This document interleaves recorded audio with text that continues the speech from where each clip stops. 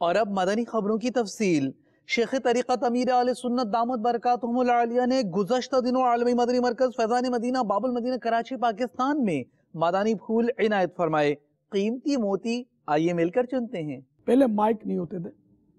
تو جب منارے شروع ہوئے، منارے بھی شروع میں تو نہیں ہوتے تھے، تو مناروں میں دونوں طرف کھڑکیاں بنی ہوتی تھی، تو وہ مؤذن کے لیے یہ لکھا ہے کہ وہ منہ نکال کر اس سے حی علی الصلاۃ کر کے ادھر والوں کو بلائے اور حی علی الفلاح کر کے ادھر والوں کو بلائے، تو یوں منہ پھرے سینہ نہ پھرے۔ اب یہ کہ یہاں سے پہلے سے حی کر کے اب پھیرا تو یہ بھی غلط ہوا، پہلے یوں کر لے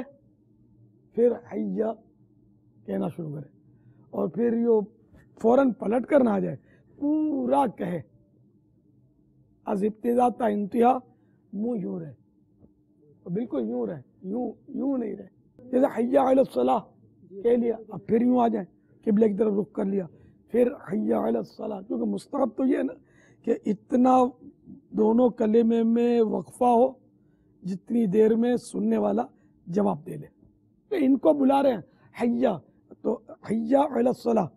آؤ نماز کی طرف، تو اب یہاں کا آؤ نماز کی طرف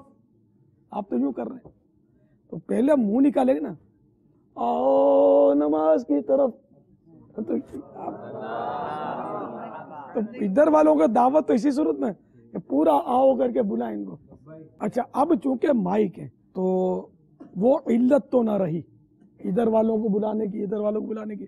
لیکن ہم اس کو بدل نہیں سکتے۔ جو فقہاء کرام رحمہم اللہ السلام